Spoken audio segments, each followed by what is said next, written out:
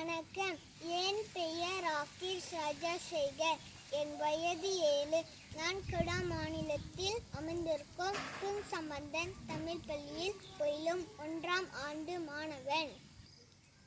துணை தலைமை ஆசிரியருக்கு, பெற்றோருக்கு, மாணவருக்கு என் வணக்கத்தை தெரிவித்துக் கொள்கிறேன்.